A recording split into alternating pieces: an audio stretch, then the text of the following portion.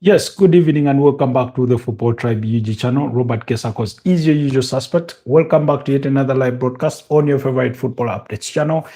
It's a pleasure to be back early this Friday evening, 17 minutes past the hour of 9 p.m., streaming to you live from Kampala, Uganda.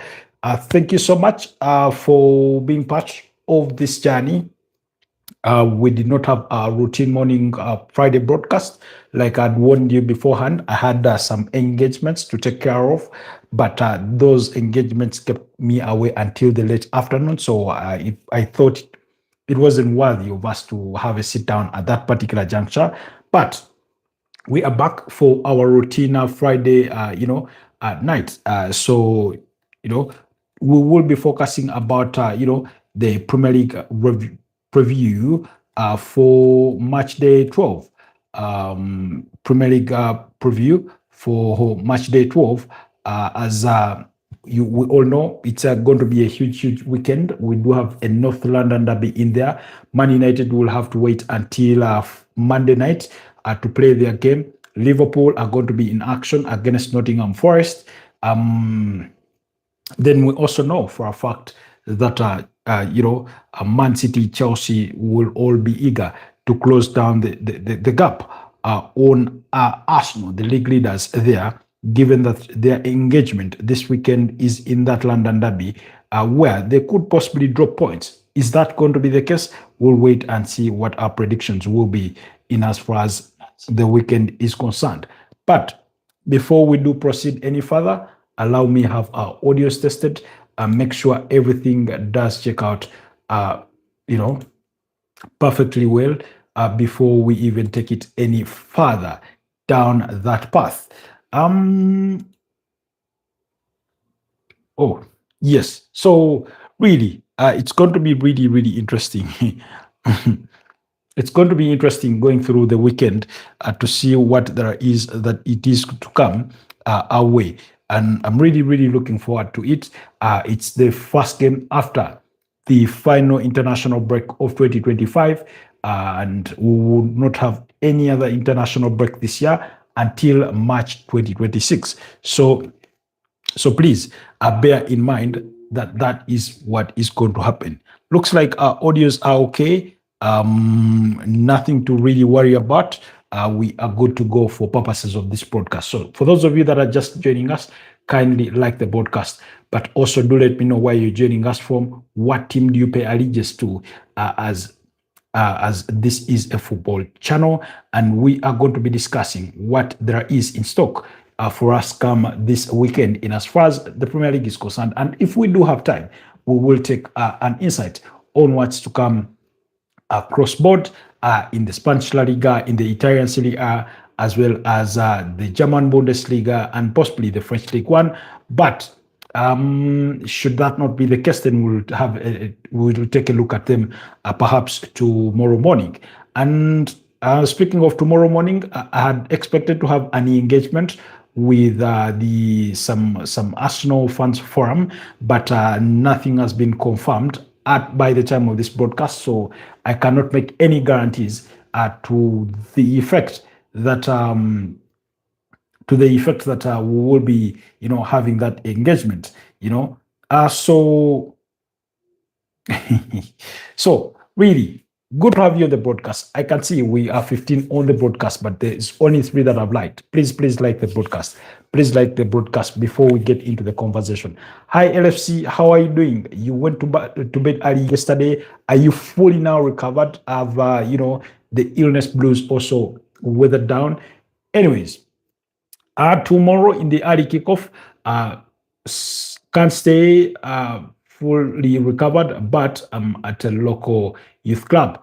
I wish you the best of luck, mate, on that regard. But action does kick off on Saturday at 3:30 p.m. East African time when Chelsea travel to Burnley, while at 6 p.m. East African time we'll have 5 games being played at around that time. On Bournemouth take on West Ham United, Brighton and Hove Albion will be at home against Brentford, while Fulham will take on Sunderland, and Liverpool will be at home against Nottingham Forest, looking to return to winning ways in the wake of their defeat before the international break. Wolverhampton Wanderers, who have had a change of managers, will welcome Crystal Palace, and then Newcastle United will be at home against Manchester City, and we will get to review some of these games depending on what time allows us and what we can afford to give you in the time space that we think we do have for the purposes of this broadcast.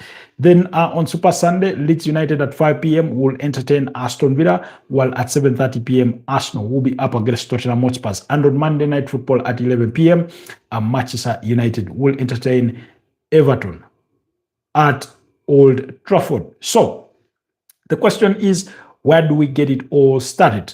I think there's only one place to start, and that's in the Chelsea game against Burnley. Now, the game does come in the wake of some bad news for Chelsea fans. If you're a Chelsea fan out there, Cole Palmer suffered what could pass for an injury setback, but this one is more or less a fresh injury because he had been out with a groin injury. They had hoped he would be back this weekend, possibly maybe midweek against Barcelona, but at least be part of the matchday squad this weekend that will play away to Burnley. But that seems like it's not going to be the case. Why? Because in a home accident, he suffered a broken toe. Now, I do not know which toe specifically he broke, but at least they said he is expected to miss the next 3 Chelsea games. That's the Arsenal game, the Burnley game this weekend, as well as the Barcelona game midweek. Now, my first question was, what kind of broken toe heals in a space of a week or two? And of course, that wasn't meant to be sarcastic in any way. It just arose curiosity that when you suffer a broken foot, for some players, it keeps them out for a period of a month. So when Chelsea say he will miss only 3 games, I do not know whether that is with absolute certainty or it's an expectation or it's a hope, but at least that's the bad news coming out of Chelsea, that Cole Palmer will be missing the tie through injury because of that foot injury he did suffer. Then the other doubts remain with Romeo Lavia, Levi Colwill, Bernard Badiashile, Dario Esugo, Pedro Neto, who suffered a groin injury, as well as Enzo Fernandez, who has a knee injury. Now, we wait to see, because sometimes, some of these players that have been out injured for a bit of time, they get to pass late fitness tests, they do the last training, and then perhaps the team doctors and manager make the decision that, look, while that is the case, we will go ahead and play, these players, or we'll include them in the matchday squad. So we'll have to wait and see who Chelsea include in their matchday squad. But in as far as this game comes for Scott Parker's side, that's Burnley, it doesn't come on a very, very good note. It comes at a time when they've had they've suffered 3 defeats in the last 5 league games, really winning 2. Those 2 wins coming against Leeds United in a 2-0 victory on match day 8, and the subsequent match day 9 when they beat up against Wolverhampton Wanderers away to Molineux Stadium by 3-2. But prior to all that, they had lost by 2-1 against Aston Villa before losing by 2-0 against Arsenal, and subsequently before the international break, they lost to West Ham United by 3-2. The likes of Fleming were among the goal scorers in that 3-2 loss to West Ham United. In sheer comparison, on the other side of Chelsea themselves have not had a bad run of form. In fact, they've had it really, really decent, because they've won 4 of their last 5 fixtures, really losing only 1. That was the 2-1 loss against Sunderland. Otherwise, they beat up against Liverpool by 2-1, beat up against Nottingham Forest by 3-0, and in between there, that's when the loss to Sunderland came. And then subsequent to that, they recovered with a 1-0 victory against Tottenham Hotspur, a game which they played really, really excellently well. They played that one excellently well. And then, of course, prior to the international break, they beat up against Wolverhampton Wanderers by 3-0. When you look at it in terms of head-to-head, in terms of the last 5 fixtures, Burnley have struggled to find a way through against Chelsea. In the last 5, they've only managed 2 draws and suffered 3 defeats. In fact, out of 18 games in the Premier League played between the 2 sides, Burnley has only won once, and Chelsea has won this fixture 12 times. Now, even with all the injury troubles at the moment, that's for Chelsea. In as far as we have enlisted them, I do not think that those injuries are enough to warranty Chelsea dropping points at this weekend in what is going to be a pivotal weekend. Like I've told you, they do play in the early kickoff. Yes, while early kickoffs themselves are very tricky, but they have an opportunity to go second when if they can beat up against Burnley and leapfrog Manchester City, who play later on Saturday, and then also go within a 3 points distance with the table leaders Arsenal are really scoring a point above Manchester City. So really, that's the importance or the significance of the game in as far as the league table is concerned. But more importantly, Enzo Maresca wants to sort of return from the international break and continue with that momentum that he had started building in the aftermath of that victory against Tottenham Hotspur. Of course, in the midweek, they do have a game against Barcelona to ponder about, but either way, it shouldn't be an excuse to perhaps rest players or do anything crazy and you end up dropping points, while you cannot also guarantee that you'll beat up against Barcelona. Because one of my reservations with club managers sometimes, especially when they have midweek games, be it in the UEFA Europa League, be it in the UEFA Champions League, or be it another subsequent Premier League game or the EFL Cup game, they tend to think that, oh, maybe I should rest players in this game. Maybe I'm playing a less opponent compared to the one I have in midweek. Then they drop points here and end up not winning anything, even in midweek. And then you wonder, why didn't you really fight tooth and nail for at least one, if not both? So that's the only reservation I would have, but I do not have that expectation whatsoever. I expect Chelsea to field a very strong starting 11 in as far as that team is concerned, with Robert Sanchez in goal, maybe Wesley Fofana in that backline, alongside Trevor Chalobah, Marco Correa and Rachel James to start.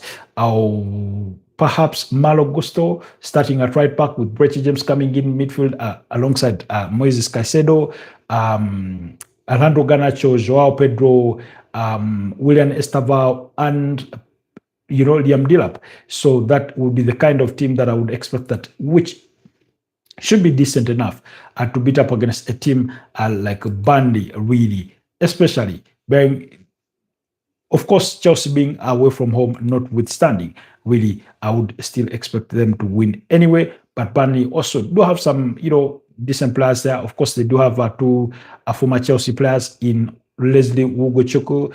They do have Armando Broja. Those are some of the former Chelsea players they do have. They do have a leader in Kyle Walker, Martin Dubravka in that goal.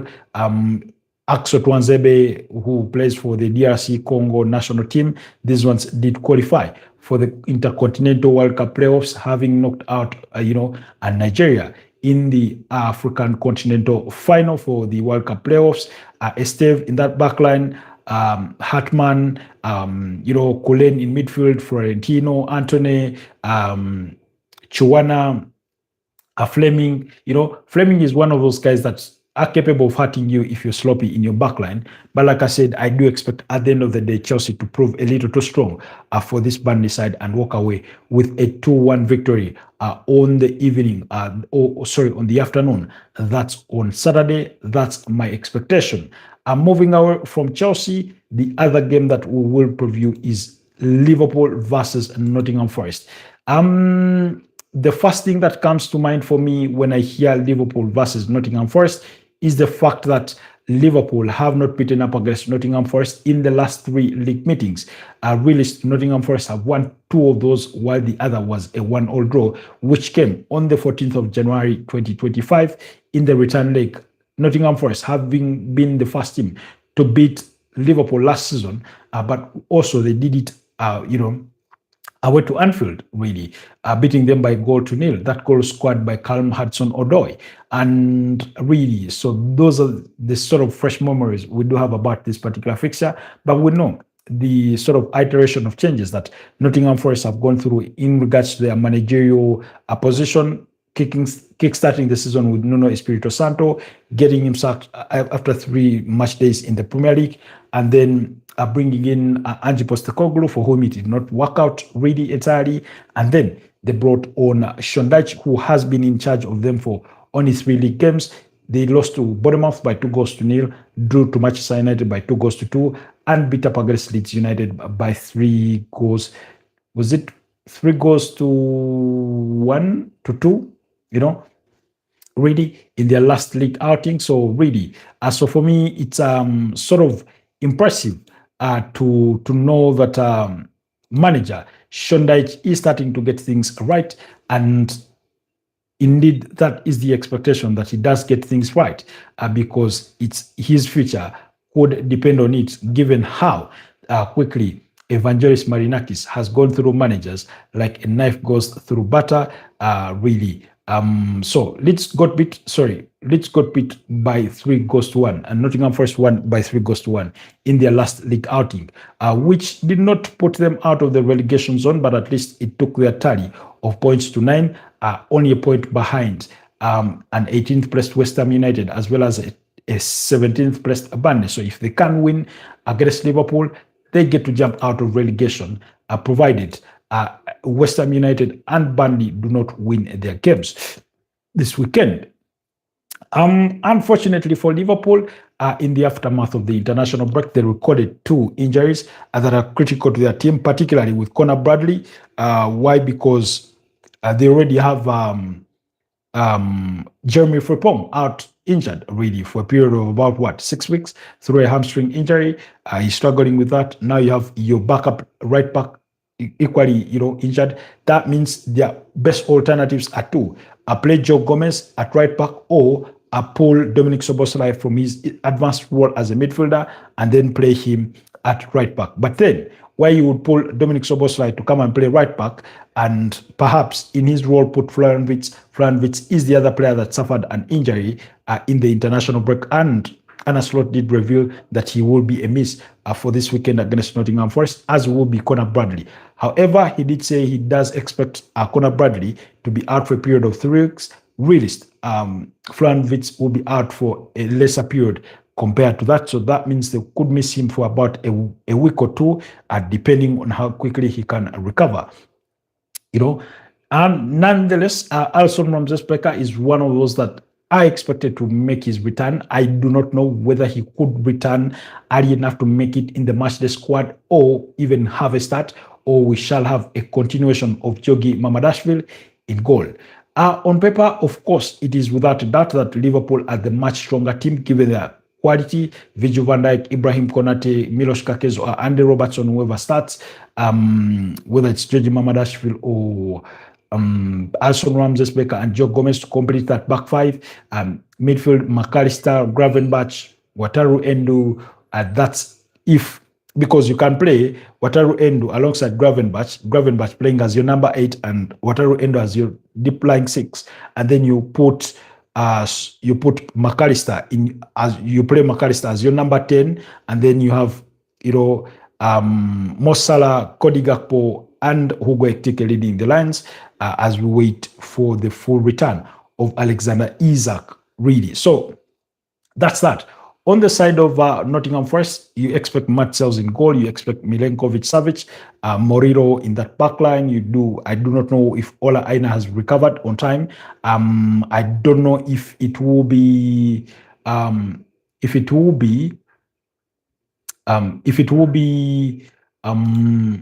Alexander Zinchenko making it to the starting 11 in as far as the Nottingham Forest's left back position is concerned, or we'll have to see Williams play in that role with Savona at right back. Ibrahim Sangare alongside Elliot Anderson, who I told you in the course of this week is a target for Manchester United, as one of the teams that are interested in his services, with Morgan Gibbs-White wearing the armband in that number 10 role, Dominguez, Danny Ndoye, as well as Igor Jesus leading the lines, or perhaps Chris Wood, depending. I think this is the kind of game that if Chris Wood were to be available for selection for Nottingham Forest, you would choose, because he gives you that aerial advantage going into he does give you that area advantage going into such games where you could really use them. We know for a fact that when you go to play away to Liverpool, it's not the kind of team that you're going to dominate it in possession. It's not the kind of team that you overall going to dominate in your play. That is a possibility, but it's a distant possibility in as far as Nottingham Forest will be concerned. So that means you may need to leverage on set pieces, their ball situations to try and get an advantage or the edge over them. Nottingham Forest are a team that have been laden with a whole host of injuries, with the likes of Ola Aina out with an hamstring injury, Dylan Bakwa, Alexander Zichenko, Chris Wood with a knee injury, Angus Gunn, Douglas Luiz, and Callum Hudson, although we're not particularly privy to what exactly it is that suffering from, according to the Premier League website, but at least they've been out through injury. So really, that remains a key concern for them. And I think when you look at that list of injuries for Nottingham Forest, Ola Aina is a huge miss for me. At right back, Douglas Luiz in that midfield, he was starting to, show good signs of progress. And then Callum Hudson-Odoi, they do miss his pace. Going forward, Chris Wood, their top scorer last season, I think with a tally of about 20 or 21 Premier League goals, really. So he remains a huge miss for them. Nonetheless, I do expect, regardless of what happens, I do expect Liverpool to outpower this particular tie, regardless of what has transpired in the last, in the last couple of games, where they've not won against Nottingham Forest in the last 3 games. When you look prior to last season, in the 2023-2024 season, Liverpool beat up against Nottingham Forest by 3-0. And prior to that, you'll find a 3-2 victory for Liverpool. So I'm going to go Liverpool 3, 1 Nottingham Forest for my prediction this weekend, in as far as that game is concerned. Yonisa, is that how you pronounce the name, or is it Yoni? Hi, how are you? Welcome to the broadcast. It's a pleasure to have you around. Anyways, we will leave that at that. I've given you my predictions. The key battles, of course, I think will be, can Liverpool stop Morgan Gibbs-White from creating chances and having, an attempt on goal? Can Nottingham Forest stop Mo Salah? Are we going to see a better Mo Salah than we've seen in the first, 10, 11 games of the Premier League? Or are we going to see that struggle for stardom continue with Ekitike, Florian Wirtz? Of course, Florian Wirtz is going to be upset for this one, but Hugo Ekitike should be a player that is going to trouble that backline of Milenkovic as well as Morito. Anyways, we'll leave that at that. But like I said, my prediction will be 3-1 victory for Liverpool. And quickly, the other game on Saturday that we want to preview is the game between Newcastle United and Manchester City. If there's any one big team that has, if there's any one fairly big team that has had a huge struggle to their start of the campaign, I think it doesn't come any better than Newcastle, who currently sit 14th on the Premier League standings. They are up against a second-best Manchester City, who know, like Pep Guardiola said, the season officially begins. And he did say that they cannot afford to allow Arsenal widen the gap at the top. They cannot allow that because, according to Pep Guardiola, it does not look like Arsenal will drop one too many points over the longer spell of the season. So the game is that important, not just to Pep Guardiola, but he says, we're done with preseason, we're done with the consecutive international breaks. We're going to have a 4-match period of consecutive league football and any other competitions, the UEFA Champions League, the FA Cup in between there, the EFL Cup. The season officially begins, and this is the time to show what they are made of. For those of you that care to remember, we did do a video on this channel. In case you missed it out, please go to the channel and check it out.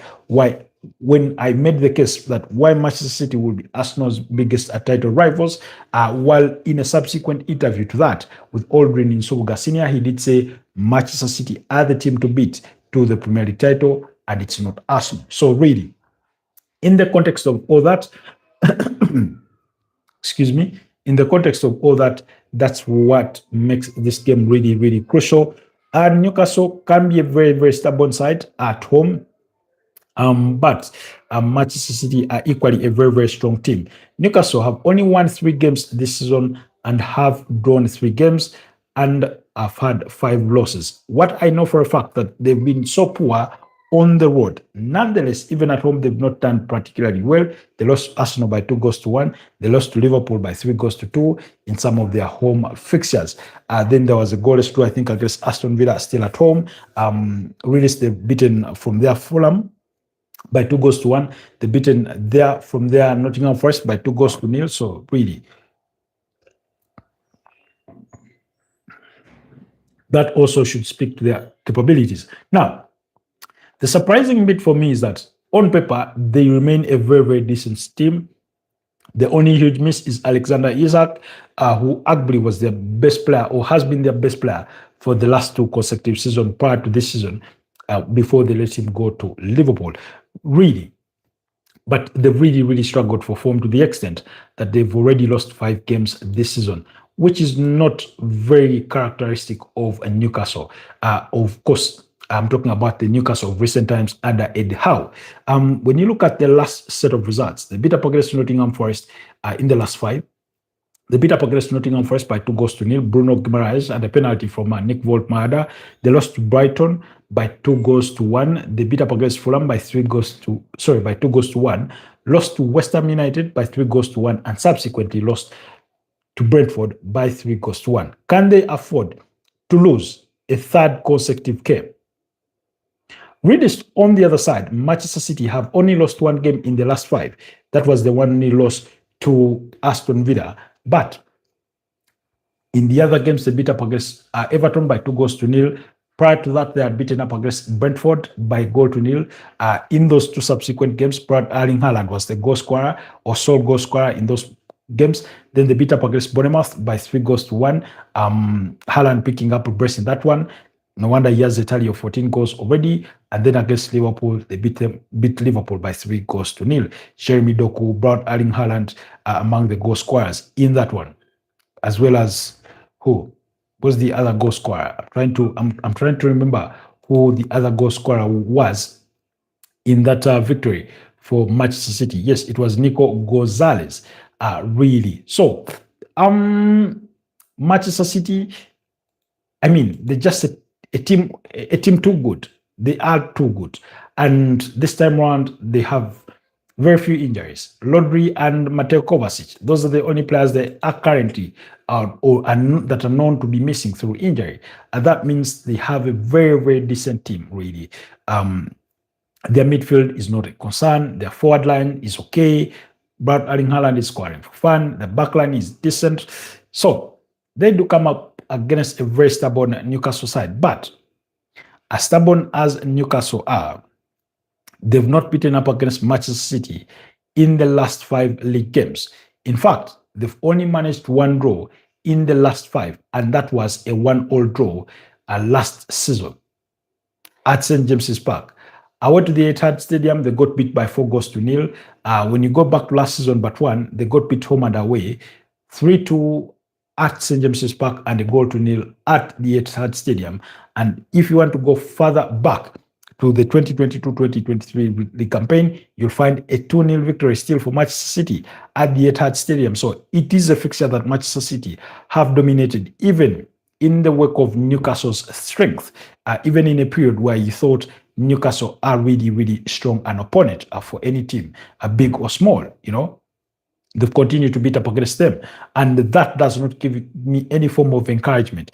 Are they capable of losing 3 games on the spin? The quick and easy answer is a definite yes, especially when they are going to go up against a Manchester City side. On paper, like I say, I will reveal. And Newcastle themselves have struggled with a number of injuries. The likes of Harrison Abe, Yohan Wissa. This one has, has suffered a bad injury as soon as he joined the club. Tino Livramento has been out through a knee injury. William Osula, Anthony Gordon had a hip issue. Joelinton and Sandro Tonali had picked up issues. We do not know what will happen to them, whether they will pass the late fitness test and make it for this particular game. Pedri says, hujambo, habari yako, habari gani. Pedri is trying to, speak or write some Swahili. Swahili is not my forte. I only know, I don't think they would even pass to be called for to be called a handful of words. But all I can say at the moment, mimi atagiwa Kiswahili. I do not know Kiswahili that much. Anagiwa Kiswahili kidogo kidogo. Very, very small Swahili. But it's a pleasure to have you on the broadcast, Pedri. Always a pleasure to see you around, my friend. I hope you're doing well. So, in the context of that framing, really, you say, what do you speak? I speak. My mother tongue is called Luganda. That's the most widely known local language from Uganda. But Uganda has very many local languages, as many as the tribes that we have, which are like 50 something, So there are many local languages. But predominantly Luganda speak English. And then in the other local languages, I understand a few others, but I do not speak them. So same applies to Swahili.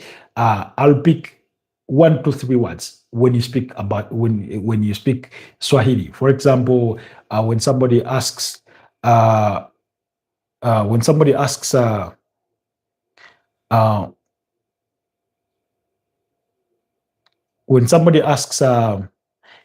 lako nani, what is your name? That's a Swahili phrase. What is your name? So I only know a few of those already. But thanks for asking that. But to get back to drift back to the topic or to the conversation, Manchester City, Newcastle. Newcastle, of course, we saw Nick Pope went off through an injury in their last game against Brentford, which they lost by 3-1. Aaron Ramsdale came on and he couldn't save that penalty, really. So, but the expectation is he will be back because he made it to the squad for the England national team during their final games of the World Cup qualifiers. So expect Oliotia GND.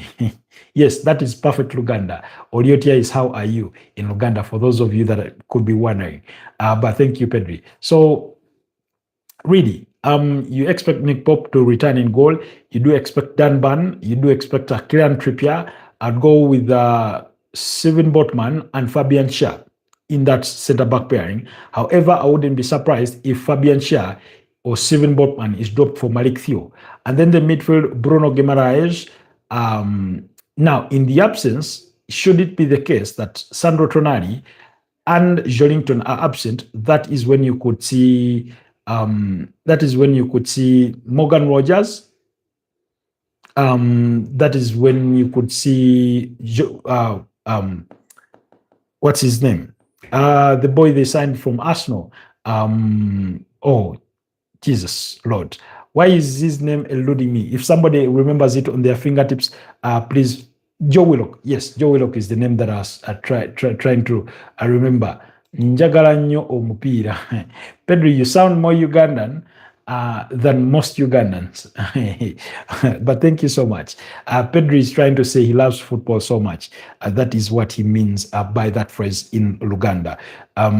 Anyways, so like I said, according to the Premier League website, Joelinton and Sandro Tonali, I doubt for this game, but anything can happen. They could pass late fitness tests and they make it. But should they be absent, then expect to see Morgan Rogers. Sorry, not Morgan Rogers. Jacob Ramsey. Yes, Jacob Ramsey. And Joe Willock in that midfield alongside Bruno Guimaraes. And then ahead of them, you do expect Nick Voltmada, you do expect Anthony Elanga and Harvey Barnes there to be the team that attacks Manchester City. if that were to be the midfield of Bruno Guimaraes, Joe Willock, and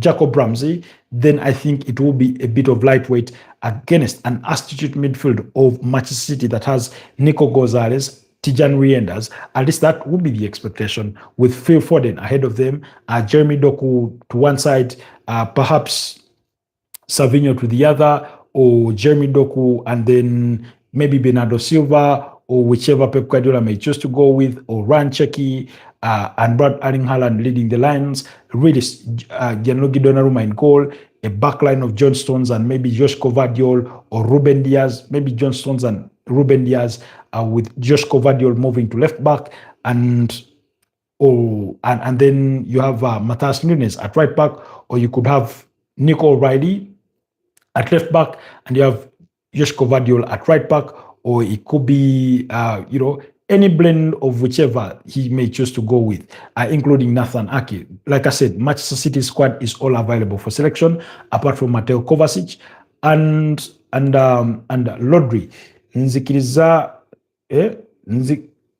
Nzikiriza nti enkya wajja kubaawo emipiira mingi ddala Barcelona ne Athletic Bilbao, naye tetulina Pedri ne De Jong ku mupiira guno. Pedri, I'm starting to think that you are a Ugandan, raised in Spain. That's perfect Luganda, because I do not think even AI would be that perfect in the translation. Okiriza nti tusobola okuwangula. Yes. Barcelona ku Bilbao, kisoboka nti they can win. Pedri, it's not a Luganda channel, please.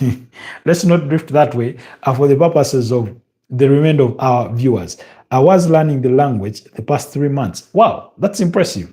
If you've been learning it for the past 3 months and this is how good you are in both writing and perhaps I would assume speaking or reading it, then this is a really, really impressive. And the fact that you can know where to put double letters, like the double I in omupira over emipira, that's really, really impressive, to say the least. But so yeah, at the end of the day, I have this feeling that Manchester City will prove too strong for this Newcastle side and win the game maybe by 2-1.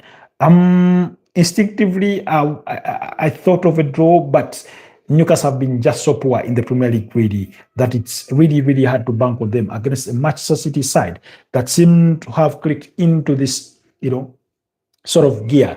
And given that Pep Guardiola literally formally announced that this season officially begins this weekend, I think he's going to be more pumped up for even this game than not, because he knows that if they do win this game, then they cut that 4 points deficit that Arsenal do have to just a single point, really waiting for Arsenal to play that game on Super Sunday against Tottenham Hotspur in the North London Derby. So that's the significance, or that's the importance of that game. And I'm going for a 2-1 victory for Manchester City, really. So yeah, I think that completes our preview for Saturday for the selected games. We've looked at the Chelsea game, we've looked at the Liverpool game, and we've looked at the Manchester City game. But for purposes of predictions, let's look at all the other games.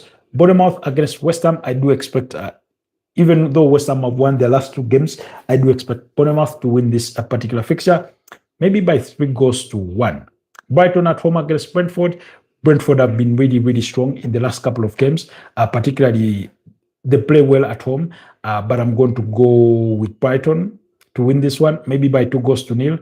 Fulham against Sunderland. Fulham have been shambolic in recent times, and yet Sunderland have been more ambitious than most teams so far. I don't know.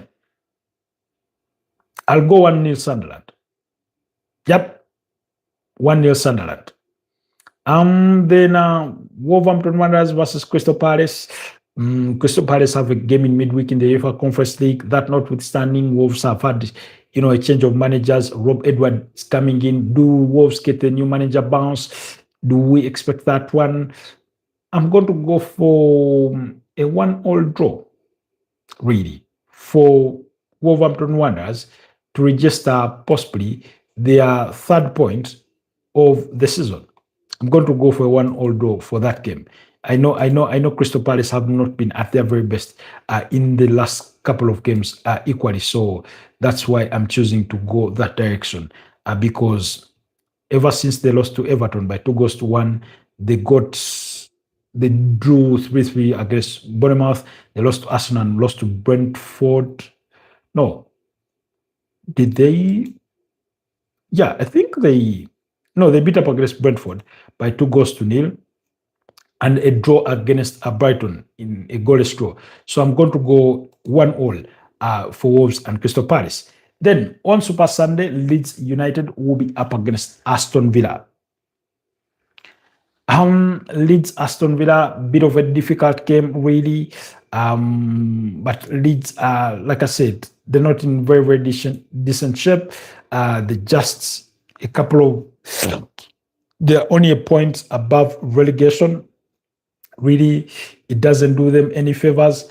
Aston Villa want to sort of regain that winning momentum that they had before losing to Liverpool in a 2-0 defeat, because in there they had won some considerable games, beating up against Burnley 2-1, beating up against Tottenham 2-1, beating up against Man City by 1-0, and then Bournemouth, their last outing, in a 4-0 victory. Then Leeds on the other side lost to Tottenham Hotspurs, got beat by Burnley, beat up against West Ham by 2-1, lost to Brighton, and lost to Nottingham Forest. So you can see they only have one victory in their last 5. And Emi Buendia scored a brilliant free kick against FC Bournemouth. Amadou Onana also scored a brilliant goal in that game. The other goal scorers were what's the guy's name? The formerly Ross Barkley was among the goal scorers in that game, as well as Daniel Malin. I think he did he score for the Dutch in the course of the international break, really. So I think at the end of the day, Aston Villa will be too strong for Leeds United. I'm going to go Aston Villa winning that game by 3-1. And then the biggest game of the weekend will come on Super Sunday's late kickoff at 7:30 p.m. when Arsenal take on Tottenham Hotspurs. Again, very, very big game. Today, Mikel Arteta was speaking at the pre-match press conference, and he did categorically state that they will be without Gabriel Magalhaes. He will be out for a few weeks or 4 weeks. He did say he will be out for weeks. He could not state categorically how many weeks, but he said he is slated to have another scan next week on Wednesday to assess how many weeks he will be out for. He did say he was asked about the possibility of the return of other players that have been out injured, the likes of Noni Madueke, Martin Odegaard, Gabriel Jesus, Victor Gyökeres, and he said he did not reveal particularly. He was a bit cagey about that, or he was coy with the media. He deliberately chose not to tell them.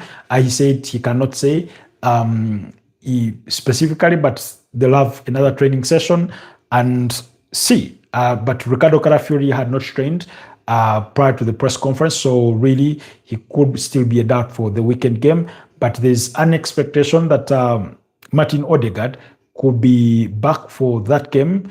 And which other player? Is it Martinelli? Possibly, because some reports do suggest that the game does come a little too early for Noni Madueke. That Victor Gyökeres is a doubt. We know Kai Havertz relapsed, so he's going to be out.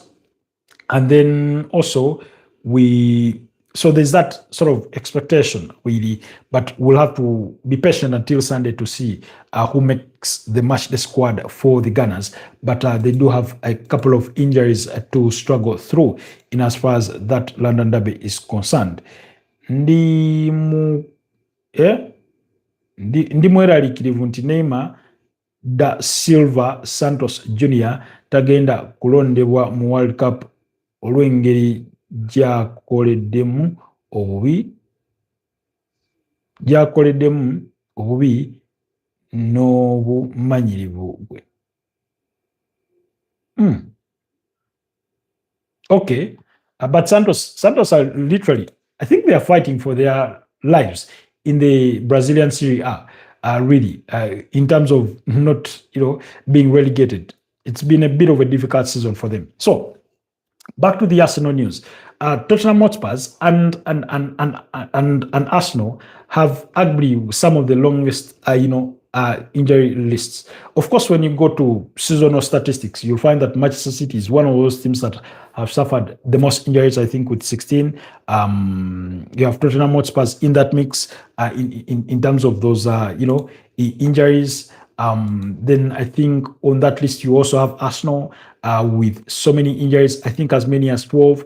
And now, the difference here, please do not confuse length of injuries and number of injuries. So, for example, a team could have 10 injuries, but they are 1 week, 2 weeks, 3 weeks, and then another team could have half that number of injuries, but with lengthier periods out. So Manchester City and Tottenham have both had 16 injuries. Chelsea have had 14, Brighton have had 13, and Arsenal have had 12. So those are some of the statistics according to LiveScore in regards to the teams that have suffered the most injuries in the Premier League this season. Particularly for Arsenal, like I said, at the game, Kai Havertz, Noni Madueke, Gabriel Jesus, Martinelli, Victor Gyökeres, Gabriel Magalhaes, and Ricardo Carafiori are huge doubts for this one. When he was asked about Gabriel Jesus, he said he will start to experience some games internally. So that means maybe being taken to play with the under 21s or under 17s. I don't know which age group they may choose to have him, regain his full fitness. So when he says a couple of games, that means it's not going to be a one-off. Really, they will look to test him out there internally. Maybe if I do not think they will have any friendly, given the kind of fixture schedule, that it's going to be a bit of a marathon between now and the end of December, really. So it cannot be in a club friendly.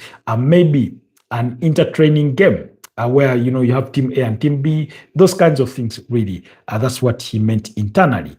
On the side of Tottenham Hotspurs, like I've told you, they are the other team with a very lengthy list of injuries.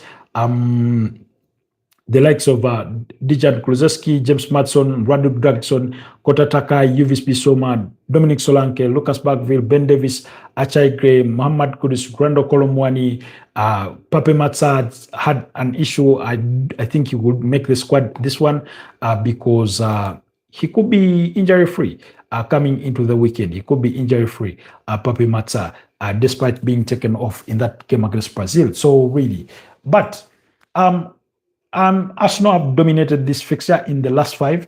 They've won 4 out of the last 5 meetings with Tottenham Hotspurs and have only drawn 1 in the last 5. And that was the 2-2 draw at the Emirates Stadium, I think last season, but 1. Yes.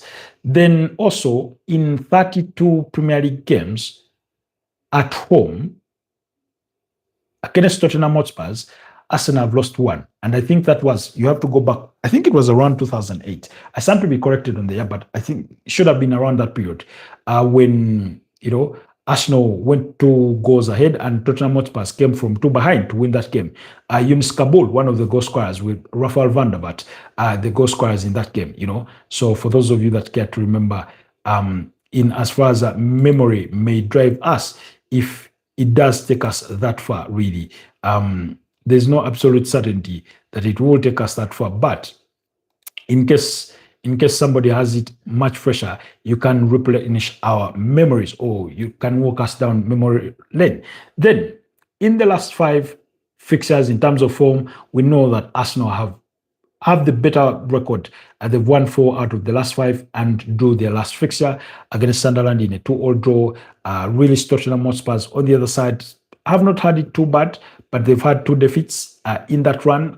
The defeats coming against Aston Villa and against Chelsea in a 2-1 and a 1-0 defeats, respectively. They've had 2 victories against Leeds United and against Everton, winning 2-1 against Leeds and 3-0 against Everton, and drew their last league fixture against Manchester United in a 2-2 draw. It's bound to be a physical duel. Some people prefer to call it the set piece derby because both teams have really, really highly benefited from set pieces this season, and Arsenal are going to be without one of their set piece set piece threats in Gabriel Magalhaes when it comes to attacking those. Nonetheless, I do not think their threat in those in the set pieces will make them significantly lesser, because for as long as they have the brilliant delivery of Declan Rice and Bukayo Saka, if you have Mikel Merino in that team, if you have William Saliba and all the other players, they will really remain capable of hurting you when it comes to set plays. Tottenham have really done a lot of work on improving on how they defend set pieces, on how they attack set pieces. So they could be evenly matched. It's going to be a physical game. It's going to be a fast game.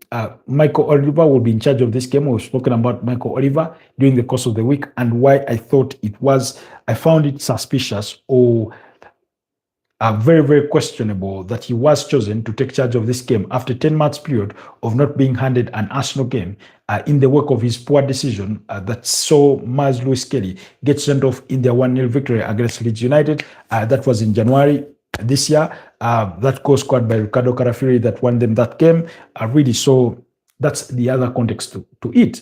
So the battles, of course, David Raya in Arsenal's goal, William Saliba in centre back, Yuan Timber alongside William Saliba will play alongside. I'm going to go with Christian Mosquera and Miles Lewis-Kelly at left back. Should Ricardo Carafiori be absent? Midfield, Martin Zubimendi, Declan Rice, Eberechi Eze. Ahead of them, Leandro Trossard, Mikel Merino, and Bukayo Saka. That would be my expectation. Any departure from that won't be a surprise, but I do not think it will differ too much from that, given the kinds of injuries or the kind of news that we've received from Mikel Arteta today afternoon. Then on the side of Tottenham Hotspurs, Vicario in goal, Mickey van de Ven alongside Christian Romero, Pedro Porro and Jody Spence or Dejan Spence. Midfield, Rodrigo Bentancur, Pape Matsa, maybe Lucas Bagville returns. I don't know, I'm just thinking out loud. Or Xavi Simons in that midfield trio. Then you have Brennan Johnson, you have Richarlison, maybe Matthias Tel, leading that line, or in that mix. Sorry, not particularly leading the line, but maybe in that mix, really. So, because Rando Kolomwani is believed to be having a jaw injury. So really, actually, Rodrigo Bentancur, Joao Paulinho, and Pape Matsa could be the midfield trio. I think they could look to be very, very combative in that midfield and start with Joao Paulinho, Rodrigo Bentancur, alongside Pape Matsa, and then have Brennan Johnson, Xavi Simons, and Richarlison. That in that sort of setup. Nonetheless, I still I do expect it's never an easy midfield battle when you have Joao Paulinho. Never easy. Then small body, big minds, Pape Matsa, very relentless, very relentless. Arsenal will have to be wary of the threat of Mickey van de Ven.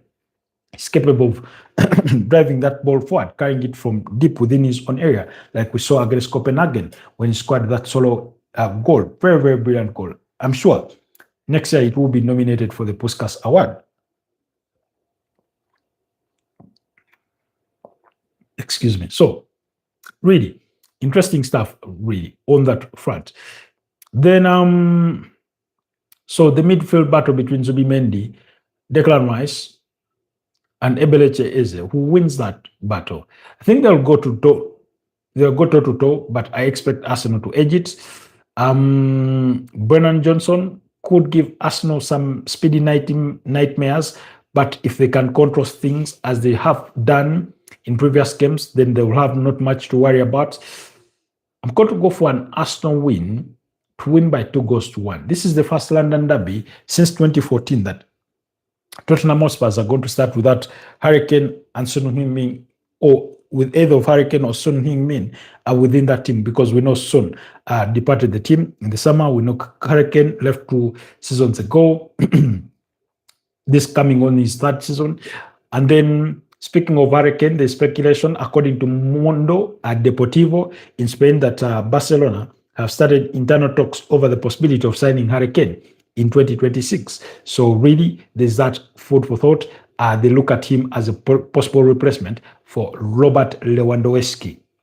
So I don't know if Pedro is still with us, but he would be letting us know what his feelings are in regards to that news of the possibility of them signing Hurricane as a replacement for Robert Lewandowski. But my prediction is 2-1 Arsenal to win. For the Monday night fixture, that's between Manchester United and Everton. We'll preview that on Monday. So let's not rush into that. But in as far as the Spanish La Liga is concerned, today at 11 p.m., Valencia are up against Levante in the German Bundesliga. In the next about 18 minutes, Mainz are up against Hoffenheim. In the French League One, Nice are up against Olympique Marseille. So those are games upcoming. While in the English Championship, Preston North End are up against Blackburn Rovers. Tomorrow in the Spanish La Liga, I do expect Deportivo Alaves against Celta Vigo, Barcelona up against Athletic Bilbao as Barcelona return to the Camp Nou. A very, very exciting game, which Pedro was asking me about. I think beyond what it would beyond the implications of the league table, Barcelona have the absolute pressure, expectation, but objective of winning their first game on the return to the Spotify Camp Nou, really. So, and that's why I think Barcelona will edge it out. Of course, the absence of Pedri does not really help their efforts, because we know that Lamine Yamal missed the international break through injury, struggling with the groin issue. He underwent a procedure. Rafinha has started doing some ball work, has been out with a muscle injury. Marcus Rashford suffered a knock. This one was part of England's exploits during the international break. Pedri out, Gavi out, Andres Mark ter Stegen and Frankie de Jong, who is out through suspension for a red card. And then on the side of Athletic Bilbao, Uriel Alvarez, this one is out, doping reasons. Then Inigo Leque, a straight red card. Then Benata Prados, Unai Egluz, Inaki Williams has a groin injury, and Maron Sanadi. Bilbao will be hoping that the likes of Nico Williams, Unai Gomez, maybe Alex Berenguer can inspire them to victory. The likes of Mikel Joarregueza, Dan Vivian in that backline alongside Emerick Laporte, Unai Simon in goal. But I still expect Barcelona to be very, very strong with Joan Garcia in goal, maybe Pau Kubasa alongside Ronald Araujo, Jules Koundé, and Balde, Marc Casado in midfield alongside Fermin Lopez, Dani Olmo, maybe Ferran Torres, Robert Lewandowski, as some of the players to, feature for Barcelona. Anyways, the other game will be between Osasuna and Real Sociedad, while Villarreal will be up against Real Mallorca. And then in the German Bundesliga, you'll have Augsburg up against Hamburg. Bayern Munich will take on Freiburg. Borussia Dortmund will be up against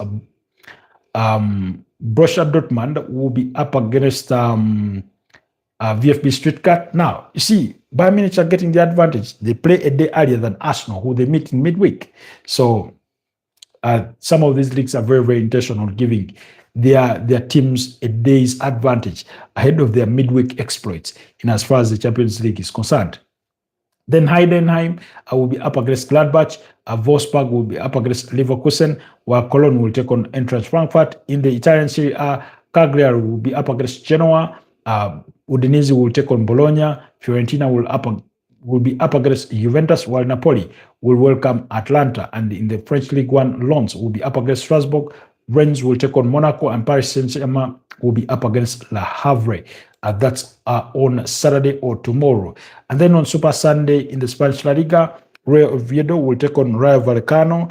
Rayo Betis will be up against Girona. Atletico will be away to Getafe, while Real Madrid will play away to Elche. Then in the Bundesliga, RB Leipzig will entertain Werder Bremen, while St. Pauli will take on Union Berlin. In the Italian Serie A, Hellas Verona will take on Parma. Cremonese will welcome AC Roma. Lazio will be up against Lecce, while Inter Milan will be up against AC Milan. In the French League 1, Auxerre will take on Lyon. Brest up against Metz. Nantes against Lorient. Toulouse will be up against Angers, while Lille will be up against Paris. There. So that is the weekend to come for you across Europe's 5 major leagues. Do let me know what your thoughts are, what your predictions are, what you'd want us to tackle, or what you think we ought to have tackled. And any other thoughts that you may do have on everything that we have shared. Otherwise, I want to wish you a blessed night, and I'll see you guys possibly tomorrow morning at 11 a.m. should nothing change. If something changes, hopefully I do not forget, but I could make a post on the YouTube channel to update you guys. It's been a pleasure, Pedri, LFC, Yoanisa, and every single one of you that managed to chip in into 90s broadcast. Stay blessed, and I'll see you guys next time. Bye-bye for now.